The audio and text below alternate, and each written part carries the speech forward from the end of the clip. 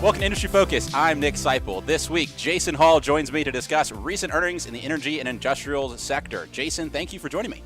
Nick, thanks for having me on. I'm excited. We're deep in earnings season, and it's as expected. A lot of companies are doing quite well as we start to get into the recovery trade, right? Isn't that the reopening trade? Absolutely. I pulled a stat this morning. Carl Quintanilla is a CNBC anchor, great follow on Twitter. He put this chart out this morning, and we're about halfway through earnings season. If you look at earnings for S&P 500 companies so far, we're on track for the strongest EPS growth since Q1 2010, up 45% compared to the year ago quarter. This is across the S&P 500. Obviously, it's a weird time when we're looking at earnings, the pandemic coming to an end. But what do you make of just how strong earnings have been across the board this quarter? Yeah, it's interesting, right? So we have a couple of factors. Number one, we mentioned it's kind of like what happened in 2010, right? It's the world was starting to come out of the lows of the economic impact back then of the global financial crisis, and of course now reopening is happening. And I'd be remiss if I didn't nod to what's going on in India and several other countries that are just being overwhelmed with coronavirus crisis. But at the same time, here in the U.S., vaccinations are happening, people are going back to work, but also there's still that tailwind of federal stimulus, right? That's part of the story too. Absolutely. So yeah, recovery as well as stimulus and folks just feeling more comfortable spending money. They maybe can see the light at the end of the tunnel, that sort of thing. But let's get into some of these earnings reports across the board. What we'll see is companies delivering record earnings. The response from the market as to those reports has been varied. So for the first company we'll talk about here is Enphase Energy. They reported record earnings earlier this week. The stock fell over 10% on Wednesday, though. Jason, what's going on here? Well, it's a case of the market always looking ahead, right? And if you dig a little past the record results and the record earnings, and when the company says, yeah, we might have a little trouble, our guidance is turns out it's a little bit less than what Wall Street's analysts are saying. And then they say something along the lines of, we're going to have trouble getting this really important component, and we're not going to be able to make enough of our product. You get this reaction, right, where the stock has fallen. And this is one of those cases where Enphase is kind of getting hit by the same thing that Ford and GM and Big Auto is, and that's the semiconductor crush, right? Absolutely. So yeah, you pull a quote from Enphase president and CEO said, looking into Q2, our shipment volumes will be constrained by semiconductor component availability. Although we are increasing the capacity of solar microinverters every quarter and the demand is increasing every quarter, the supply is unable to keep up with demand because of semiconductor constraints and component constraints in the market. And for that reason, they're expecting their growth to slow down. So the revenue growth in the quarter, 47% higher than the year ago period. Gross profit margin 40%.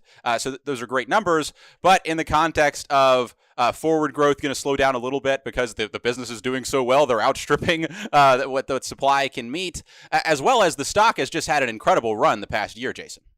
Yeah, it has, and it's a company that I love. I think I'm not sure if it's recommended in any of the Motley Full services, but it certainly gets a lot of love from a lot of folks like me because supply is a critical part. It makes the components that makes solar work. It's the thing that takes solar energy from a solar panel and converts it into AC so that it can then work on the grid and power our homes and factories and all that kind of stuff. And it's a really interesting business. And as we've seen this year, just about anything tied to renewable energy has done incredibly well. It just so happens that this is a great business. It's an important business. They're in a duopoly in North America with SolarEdge making these panel level electronics for distributed solar. So you think about commercial rooftop solar on a Walmart or on your house or on a parking garage. So it's distributed. It's not the big utility scale facilities. It's the distributed solar. Between Enphase and SolarEdge, they have like 90+% of that market, and it's a growing market, right? So there's enormous. So the company's certainly been rewarded for its growth, but also, and again, ties back to that sell-off. There's a lot of high hopes kind of priced into the stock right now. Yeah, Jason. So as someone, I believe you're an owner of this stock. Yep. How are you responding to this earnings? How do you think about the prospects of the company moving forward in the aftermath of these earnings? So two things. First of all, if you think about the near term, uh, because this is a key supplier, there's going to be real pressure on its North American market because there is somebody else in the business too. But with that said, a lot of these companies, they get preferred contracts, exclusive contracts to provide manufacturers, or maybe they're the main supplier to a large solar installer. So those things kind of help, right?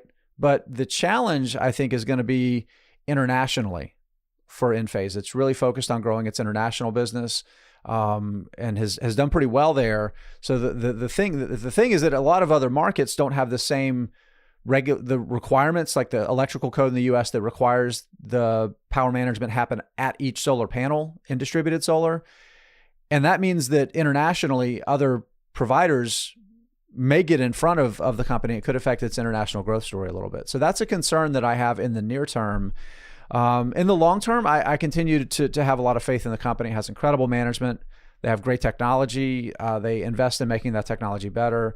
They're looking at ways to diversify the business into other areas that are besides just making those panels as a supplier. Because let's be honest, usually if you're a supplier, you're a middleman and you're not making the final product. Sometimes you're the one that gets squeezed on margins. This company has proven that they can have really, really good margins as a supplier.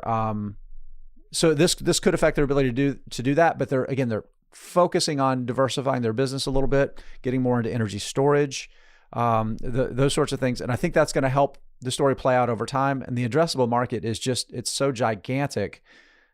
I tend to think the tailwinds are going to be bigger than the pressures the company's going to have to deal with.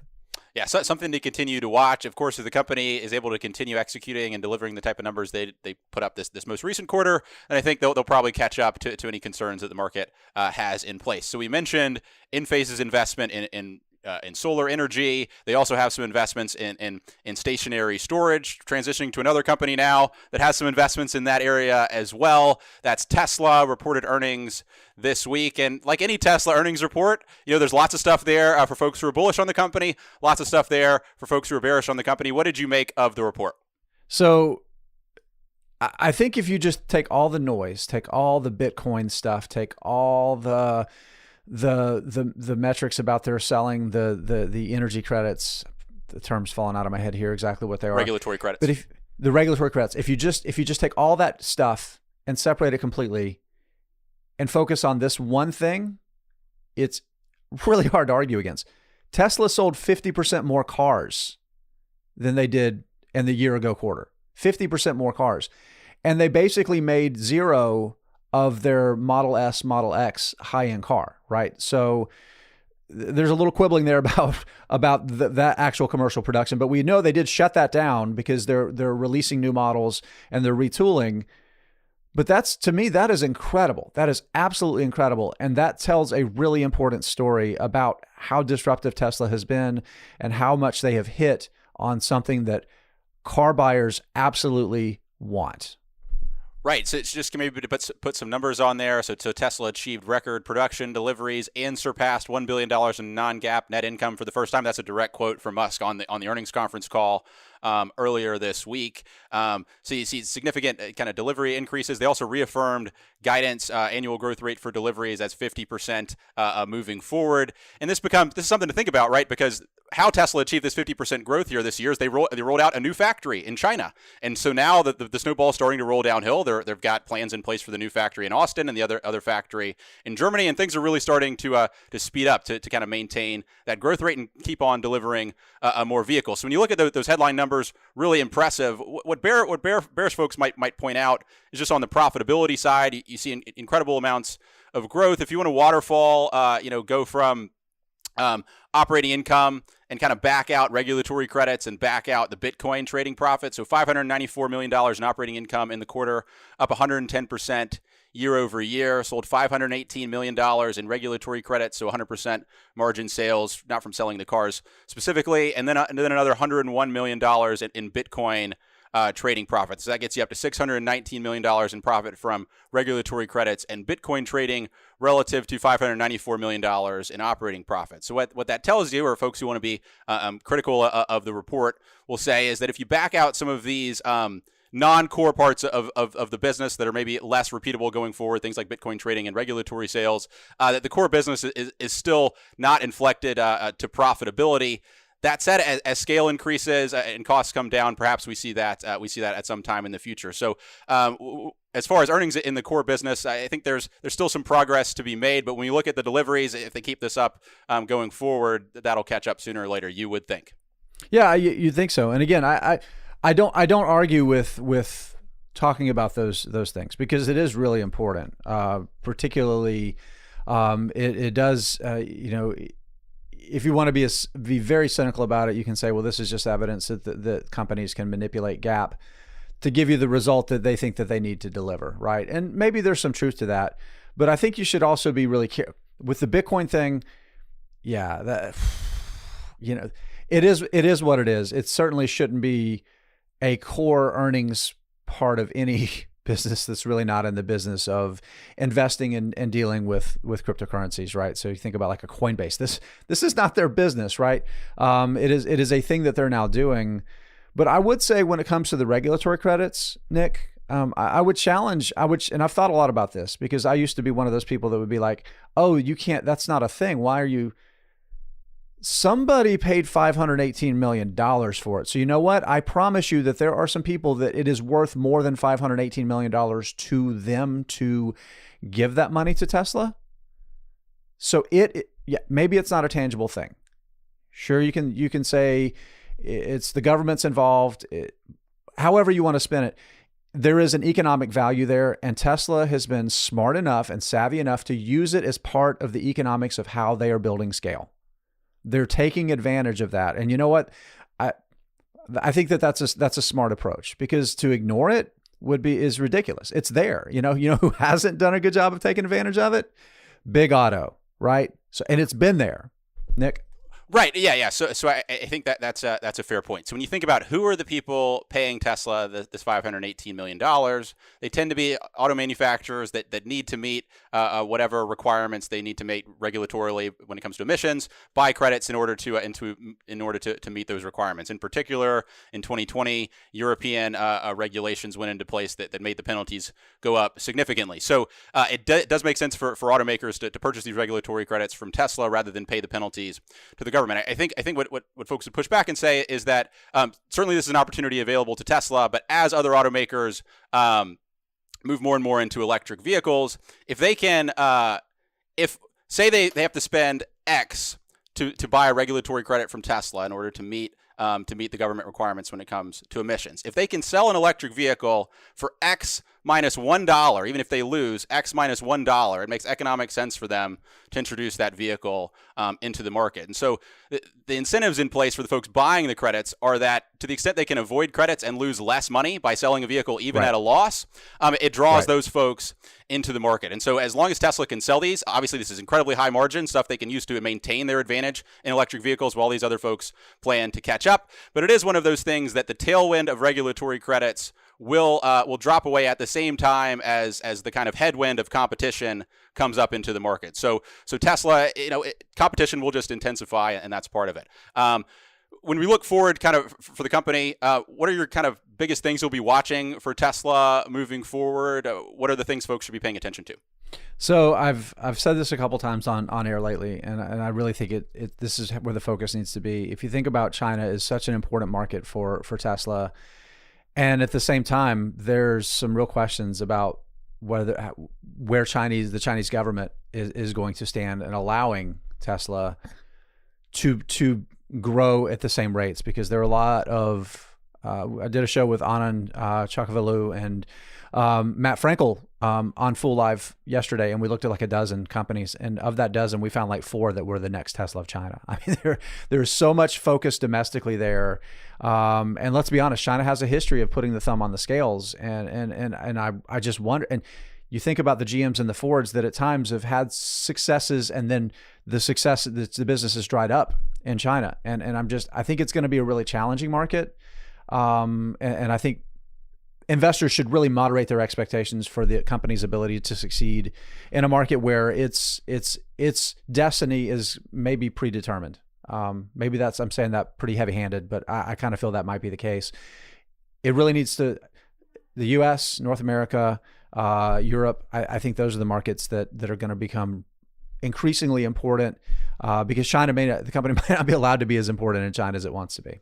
Yeah, certainly am I has being been a little heavy-handed there. Well, if you pay attention, look at outlets like the Global Times and a few others in China, there has certainly been an acceleration of inflammatory headlines that aren't necessarily the most charitable to Tesla, and you can interpret that coming from state media, basically. Correct, which is all their media. So yeah, that's certainly something to pay attention to, and that's something I'd pay attention to as well. The other thing I would say is just autonomy, just because I think that's a key differentiator for Tesla, a key aspect of the business when it comes to super normal margins, the auto industry moving forward. And just over the past few weeks and months, we've seen a number of automakers talk about introducing similar products onto the market, and Tesla needs to be able to continue pushing that functionality forward in order to maintain a lead and in order to maintain kind of an image in the minds of consumers that they have the best autonomous technology available on the market today. So that's something to watch. There's been some regulatory activity there as well. So I think the China story and then just the extent to which the autonomy technology is pushed forward, I think are two very important things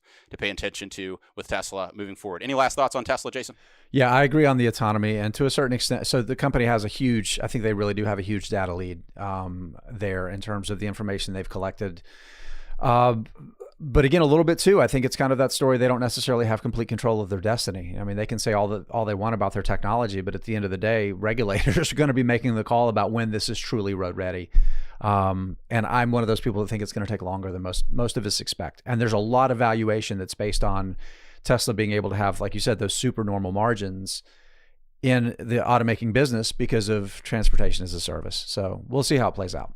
Yeah, something to watch. So moving on from Tesla and Enphase, these are companies that really were right in maybe the bullseye of the hot sectors in 2020. Let's move on to some companies maybe less outside of those sectors. One of those is Nucor Steel, the largest steel maker in North America. You can't make a Tesla without steel. This is another company that is reporting a record quarterly earnings. Yeah, and just across you look at the metrics and Nucor reported double-digit growth in volumes. Steel prices were up more than 20%. So when you're a steel maker, particularly any of these kind of heavy industries, and you can charge double-digit prices and you also get double-digit volumes, the operating leverage that you get and the incremental margins that you get on the bottom line are enormous. And we saw that, right? Tesla's revenues were up, there I go again. Nucor's revenues were up, 30% in the quarter, 33%? 33% sequentially, 25% year over year. And it's enormous. And if you look on the bottom line, that's how you get to record earnings, Absolutely. And when you look at these steel companies, the volume you're pushing through the system, there is some operating leverage that gets realized as demand hypes up. Yeah, it's enormous. I think those shipments to outside customers, so this is actual steel shipments that they sold to somebody that wasn't from one division to another division, were up 10 or 11%. Total shipments were up 13% sequentially. So the sequential number, I think, are really important because you see where demand is ramping up, right? Industrial demand for steel is starting to ramp up. But there's another part of it too that's important for Nucor. This is a company that their track record of capital allocation is so good because the company has a rock solid balance sheet. It's investment grade rated, and one of the things that they've done really, really well, part of it's with their model, right? With their electric arc furnaces, their mini mills, gives them scalability in their cost structure. But also just having a rock solid balance sheet means that when this steel cycle turns negative and we're in a downturn and all of these assets are on sale, you can buy somebody that's struggling, they have something they need to sell to raise capital, you can buy at attractive prices. What we've seen over the past 2 or 3 years is those things have been selling for premium. So the company is really focused on internal projects and greenfield and developing and building instead of buying. And it's really, really paid off because the company has moved more into like higher end steel that it can get higher margins on, steel that it doesn't have to fight against commodity importers as much on, steel where there's growing demand, like the auto industry, having higher quality, lighter, stronger steels, domestic energy, places where there's better margins, there's better demand, and there are better tailwinds. And it's really, really, really paying off. when you talk about tailwinds, one of the quotes from the conference call, Nucor President and CEO Leon Topalian says, when you're looking at guidance moving forward, we expect earnings for the second quarter of 2021 to exceed our first quarter results, setting a new record for quarterly earnings. We believe the current favorable demand environment will continue through the rest of 2021. So, Jason, you mentioned how steel is a cyclical industry. Is it safe to say that the cycle is turning up right now? Yeah, it is. So again, the steel industry was actually relatively strong before the coronavirus pandemic just kind of nailed everything. Again, you think about the U.S. domestic steel for energy was on the rise. The problem has been imported steel has soaked away so much of the demand, and it's made it harder for a lot of the domestic steel makers over the past 5 or 6 years. But now the big thing, again, we're talking about it again, is infrastructure, right? It's clear that infrastructure investment has to be made. But we also think about a recovery in the domestic energy industry is going to drive demand for steel. So that the metrics are good. And you move beyond Nucor, just to briefly touch on Steel Dynamics, ticker STLD, is a really similar, smaller, newer company that uses that same mini mill business. You look at their metrics and you see a lot of the exact same things. Volumes are way up, operating income's up, pricing is up, and it's trailing, pushing along to their bottom line as well. So just, dude, it's tough. I'm challenged right now because these stocks are trading at all-time highs, but then you look at like their forward earnings multiples, and they're in high single digits, like 7 and 8 times forward earnings multiples. So the steel cycle, I think, is in a really, really strong place right now. Yeah. So when it comes to investing through cycle, I think we've talked about this on the podcast before for these cyclical businesses. How do you think about the right time to buy them? Is now a time that is a good time to buy them, or was that prior to the cycle really turning up? So it's a challenge, right? Just from the beginning of the year, Nucor and Steel Dynamics stocks have increased 50%, right? So obviously a lot of people are thinking infrastructure bill is going to happen and there's going to be big spends here. People are going to go back to buying cars, all of those things. To a certain extent, I think it is quote unquote priced in. But the way I think about these businesses is these aren't one that unless you have an opportunity like we saw back in last March and April, both stocks have doubled since then. Those are opportunities that if you get it once a decade, you go in and you load up and you buy a lot because they're high quality companies and eventually they're going to recover. The way I think about them right now is I think it's a very reasonable thing for investors maybe to start a very small position, or maybe think about even adding a little bit right now and then continue to understand and monitor the steel industry, the economic aspects of demand that are playing out, and then look for opportunities to add and build out a position over time. Another thing is they both pay dividends yielding close to 2%. So if you're looking for a steady, reliable source of income that can grow over time, because they also have really good track records of increasing their quarterly payouts just about every year, I think they're good to own for that dividend growth as well. But these aren't, I definitely think now would be a probably not ideal time to go open a full large position in them. Just again, 50% increase in 4 months. So I think that says a lot about the potential risk of volatility in the near term, and over the next 3 to 5 years, a risk of underperformance if your goal is to outperform the S&P 500. Certainly. Yeah. So it's going to be a cyclical business. Keep that in mind. But I think we both agree that the long-term trajectory for Nucor, its role in the U.S. economy and the North American economy isn't going to decrease in a meaningful way going forward. So to the extent they can keep making compelling capital allocation decisions, and we don't find something that can replace steel, I think the company is going to have a role in the future and can be a part of a well-balanced portfolio. Let's move on to the last company we want to discuss today, Jason, which is UPS, another company reporting record earnings, another company blowing out analyst estimates. What do you make of the UPS report? It's just, I think it's, again, if you think about what's happened over the past year, you've got hundreds and hundreds of millions of people in the United States and billions of people around the world that have learned that you can get anything shipped right on the internet. It's right there. You can buy stuff and it'll show up at your house. It could be a couch. It could be anything, right? So that trend is absolutely paying off. Vaccine distribution, right? I mean, there's so many interesting things that are driving companies like UPS. Yeah, I mean, what their volumes increased, what, 14%? Incredible business. 14% increase in average daily volume. Adjusted earnings reached $2.77 a share. That's against analyst estimates for $1.73. So when you're off by that's better. Last I heard, that's a lot. That's a lot. Revenue up 27% from a year earlier. Profits, in their the domestic and international segments, both have reached a record. Significant increase from small and medium-sized businesses. Growth reached a record high of 36%. So the company really, across the board, people are shipping a lot of stuff. There's been this inflection to online commerce that isn't going to reverse. So companies that for a long time had maybe been hesitant to move to selling product online have had to embrace that in a significant way, and that's been to the benefit of UPS. I think there's been a lot of conversation in the market about what's going to happen with Amazon getting into logistics, and they're going to squeeze out UPS and FedEx. I think what we're learning is there's a heck of a lot of demand, and there's room for all these folks to make plenty of money.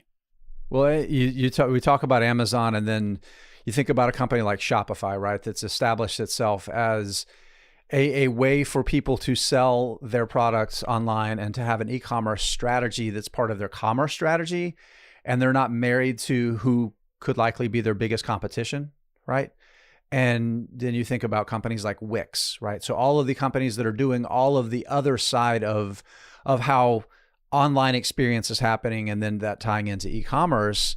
And you have to, if you're long a company like Shopify, if you believe in their future, then you can't truly believe that Amazon's going to put UPS out of business, right? It's a great big world, and there are going to be hundreds of millions of businesses around the world that need to ship goods around. And this is like the golden age to be a UPS or a FedEx right now.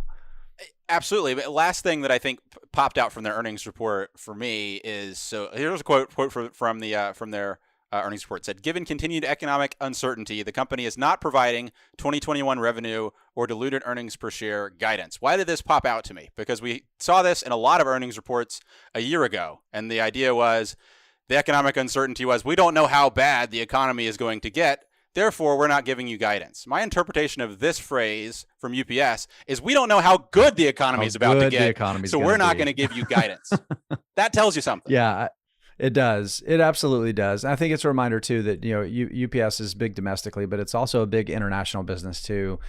And there is some uncertainty to the downside. There is, but I think this is a clear case of, look what we just reported.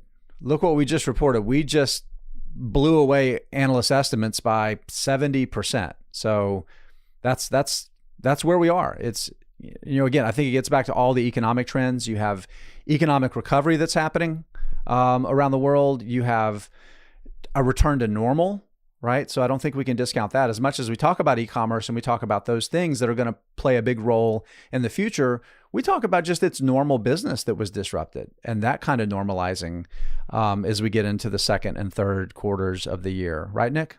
Yeah, I would say just this report from UPS, what it tells to me is just the economy is growing at an incredible rate, and the folks that are facilitating that are benefiting in an outsized way. So I saw a headline this morning. They're expecting GDP to grow 6% year over year in this quarter. Mm-hmm.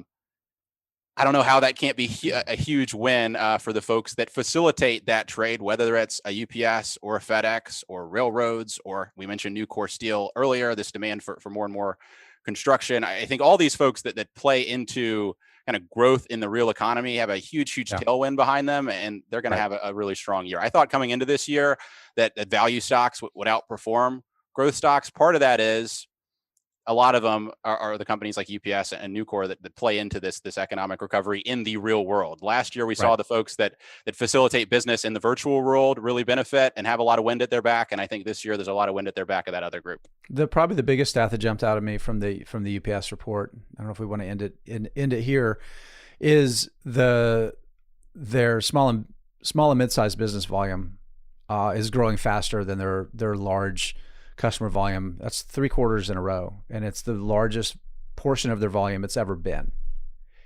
that says a lot about where the economy is growing in the U.S. You think about, because small and mid-sized businesses, that's the employment engine, that's the economic engine that's so important. So that's a really, really positive metric.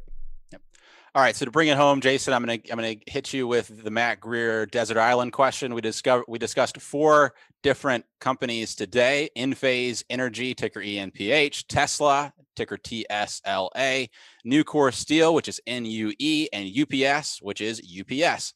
You can only own one for the next 5 years. Buying it today, which would you choose and why? Probably UPS. And the reason, so Tesla, I'd be terrified to own for that long and not know what's going on. There's just so much expectation baked into its price. Enphase, maybe for some similar reasons, and thinking about valuation and the potential for disruption, I think is still very real. Nucor, because as we saw over the prior 5 years, as much as there are tailwinds, big tailwinds, the impact of overseas competition, even as the government continually tried to fight against anti-competitive trade moves from imported steel, was a real drag on its business. I think UPS has so many competitive advantages that are durable, and it's expensive, but I still think it's a reasonable price, and the tailwinds are just fantastic. Yeah, I think I'd have to agree with you, Jason, just because of a little bit of uncertainties on valuation with the 2 growthier companies there. It kind of kicks them out for me. And then, as between Nucor and UPS, I mean, there's DHL and foreign competitors, but it's hard to replicate what UPS offers in the same way that you can replicate, steel products. So for that reason, I just think UPS, stronger competitive advantage, and has some really strong tailwinds at its back with this continued shift to e-commerce. Even after this past year, e-commerce is not the majority of commerce that's done in the world. And eventually, I believe it will be. And in that universe, the folks who are delivering those packages stand to gain a significant amount. Agreed. Jason, thanks for hopping on the show with me. This was fun. It's always fun. Yeah. Let's do it again sometime. Until then, as always, people on the program may own companies discussed on the show, and the Motley Fool may have formal recommendations for or against the stocks discussed, so don't buy or sell anything based solely on what you hear. Thanks to Tim Sparks for mixing the show. For Jason Hall, I'm Nick Sciple. Thanks for listening, and Fool on.